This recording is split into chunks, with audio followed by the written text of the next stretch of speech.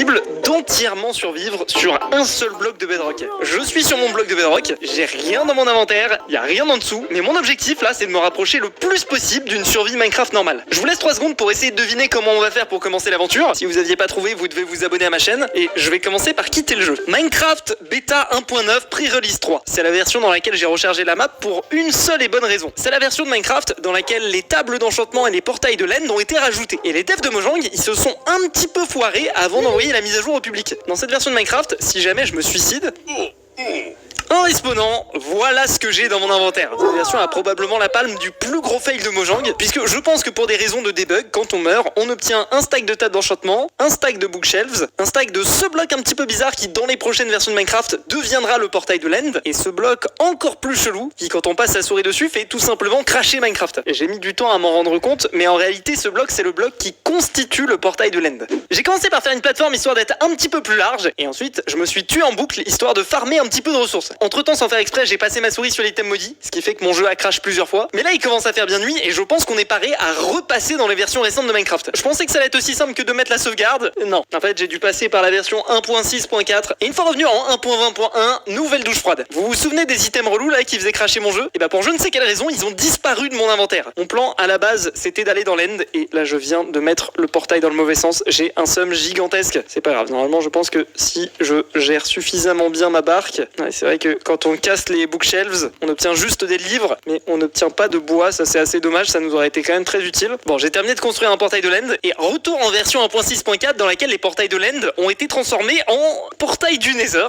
Et pas de panique, parce qu'en les posant, j'ai bel et bien des portails de Land qui se créent. Est-ce qu'avec mes capacités sur Minecraft, vous pensez que je suis capable de combattre l'Under Dragon sans avoir de stuff? En réalité, de toute façon, j'ai pas le choix. Je vais dropper la majorité de mon stuff juste ici, je garde juste un stack de portail de Land, ça peut potentiellement m'être utile. Ok, j'ai le Turbo Sum. Bon bah écoutez, y a pas 20 000 trucs à faire dans cette situation, il a fallu que je casse l'entièreté de l'endstone à la main. Une fois que j'étais à la surface, j'ai utilisé les blocs que j'avais à ma disposition pour monter en haut des piliers et pour casser les cristaux. Il se peut que je sois mort quelques fois, oui bon, ça fait partie du jeu. Par